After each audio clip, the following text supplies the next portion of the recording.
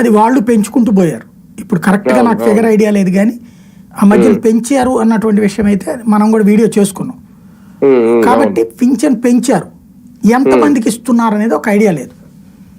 ఇప్పుడు దాదాపుగా ఆంధ్రప్రదేశ్లో జరుగుతున్నది ఏంటంటే మ్యాక్సిమం కేంద్ర పథకాలనే అందజేస్తూ రాష్ట్రపు భారాలు తగ్గించుకుంటున్నారు. ఫర్ ఎగ్జాంపుల్ మీరు ఒకసారి గుర్తుకు తెచ్చుకుంటే రేషన్ 2 రకాలు రావాలి. మోడీ బియ్యం 5 కిలోలు ఫ్రీ, రేషన్ బియ్యం 5 కిలోలు సపరేట్ కదా. ఇదివరకు 2 ఇచ్చారుగా, ఒకసారి గుర్తుకు తెచ్చుకోండి. కరోనా టైంలో 2 ఇచ్చారుగా, కరోనా తర్వాత కూడా 2 ఇచ్చారు కదా.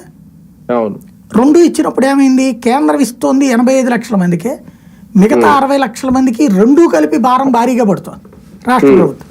అందుకని జగన్ టైంలోనే తెలివిగా కేంద్రం బియ్యం ఒక్కటే ఇవ్వడం ప్రారంభించారు, రూపాయి కూడా తీసుకోవడం మానేశారు. కేంద్రం ఎట్లా ఉచితంగా ఇస్తుంది కాబట్టి వీళ్ళు కూడా జనం అడగల, ఫ్రీగా వస్తుంది కదా. 5 ఎత్తున్నారా, 5 ఎత్తున్నారంటరా, ఏదో 10 ఇచ్చారు తీసేశారా అని. మేబీ దాని కారణంగా కూడా ఓడించడంలో కీలక పాత్ర అయి ఉండొచ్చునేమో, మనకు తెలియని నిశ్శబ్దంగా జరిగినటువంటి అంశం అది. ఇప్పుడైతే ఒక 5 కిలోలు ఇస్తున్నారంట అంటే రాష్ట్ర ప్రభుత్వం మీద భారం కేవలం 60 లక్షలదే. మిగతా ఇప్పుడు వాళ్ళకి కూడా 2 ఇవ్వాలి కదా లెక్క ప్రకారం. అయితే ఆ 2 వదిలేశారు అంటే రేషన్ బియ్యం రాష్ట్ర ప్రభుత్వ బాధ్యత నుంచి తప్పుకుంది, కేవలం కేంద్రానికి వదిలేసింది. ఇప్పుడు అందులో 60 లక్షలు ఎక్స్ట్రా వాళ్ళని తగ్గించాలన్నదే రేషన్ కార్డులు ఏరివేత